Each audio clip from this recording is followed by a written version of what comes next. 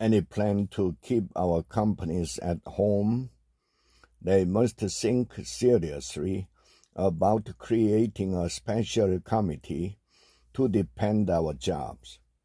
The climate is turning menacing on Korean manufacturing job prospect. The storm will come from the U.S. presidential election in November. Former President Donald Trump vowed to steal jobs from foreign countries, both friends and foes. In his second presidency, during his speech in Savannah, Georgia, with the vision I'm outlining today, not only will we stop our business from leaving for foreign lands, but under my leadership, we are going to take other countries' jobs, Trump said. You will see a mass exodus of manufacturing from China to Pennsylvania, from South Korea to North Carolina, from Germany to Georgia.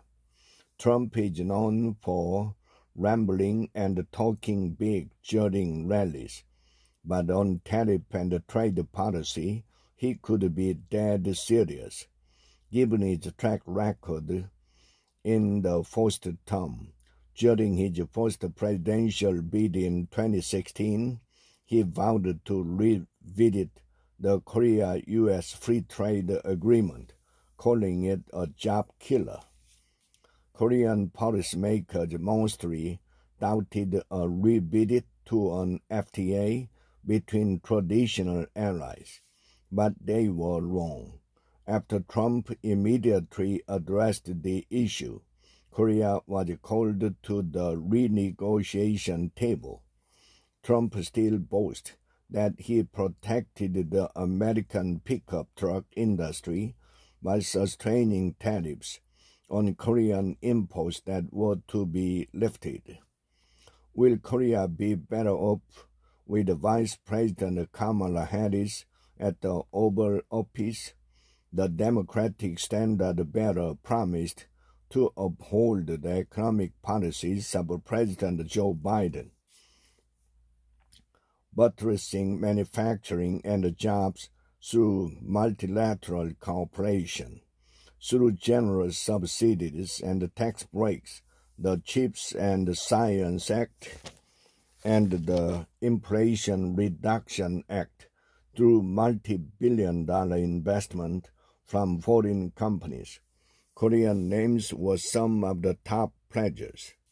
According to Financial Times, Korea had become the largest investor in the United States, signing deals worth $21 billion as of 2023.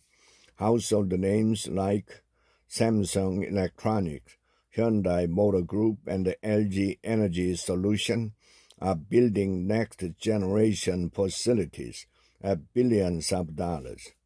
The massive-scale greenfield investment generated swarms of jobs. According to Reshoring Initiative data, Korea contributed to creating 20,000 jobs in the United States, the largest of 287,000 jobs created from reshoring by American companies and foreign direct investment in the United States last year. Korean companies pay $104,000 per worker a year, above the average salary of $87,000 at foreign companies in America, according to the Korea International Trade Association. Regardless of who wins the election, Korean companies will be pressured to invest more in the United States, as they hardly have any other choice. They have to build more factories there to not lose the market and anchor in U.S.-led supply chains. They are also rewarded with handsome subsidies and tax benefit, but a job exodus caused a big hole in Korea's domestic job market. The data already logged this toll. Manufacturing jobs declined by 43,000 last year. The employment number is barely sustained through short-term hiring, and those who fell out of the economically active count after giving up on looking for a job. People out of work for more than 6 months totaled 110,000 as of August, the largest since the 1998 Asian financial crisis. People under 30 years old made up more than half the lengthy unemployment. The dismal result stems from the deficiency in decent job offerings, mostly from large manufacturers in Korea. Radical incentives constitute the job steal strategy of the United States. Trump promises reduced tax and regulation. He campaigns to axe the corporate tax he had cut to 21% during his first term, further to 15%, and killed 10 regulations for every new regulation.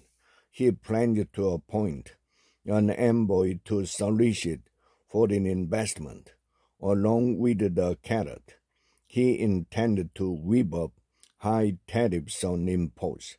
Projections on the outcomes of his bigoted policy differ, but few doubt that Trump is dead serious on creating new factories and jobs for the working class.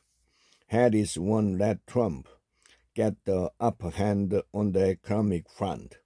Some of the Biden administration already suggested more government stimuli action in the likes of the CHIP Act. Where does that put us? Do the government and the politicians have any plan to keep our manufacturers at home? They must think seriously about creating a special committee to defend our jobs.